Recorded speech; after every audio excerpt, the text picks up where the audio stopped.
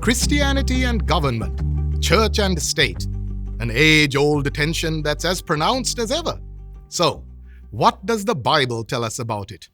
The most well-known passage on governance, Romans chapter 13, tells us two things. Firstly, that God is the sole source of authority, and all governments gain what authority they possess from Him. Secondly, that civil leaders are God's servants for our good and are to punish the wrongdoer. See, a wisely administered civil government is a central part of God's good plan for humanity. This makes sense, given how filled with evil and violence our world is. Do governments get things wrong or make terrible decisions? Absolutely. Even the best of rulers are prone to sin and error from time to time.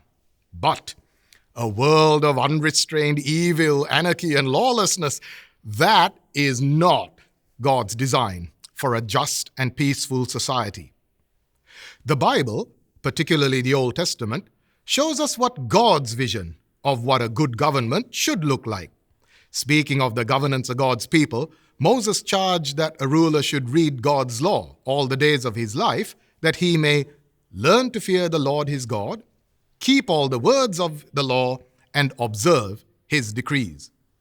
Jehoshaphat, king of Judah, warned the judges he had appointed that they were not judging for mere mortals, but for the Lord, and to take care of what they did, because God does not tolerate injustice, partiality, or bribery.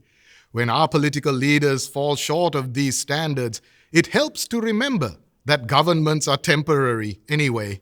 When Jesus returns and establishes a new heaven and a new earth, there will be no more sin, no more death or pain to guard against or punish. All evil will be cast out, and all nations will walk in God's ways. On that day, God's people will at last enjoy the blessings of peace, safety, and the absence of fear.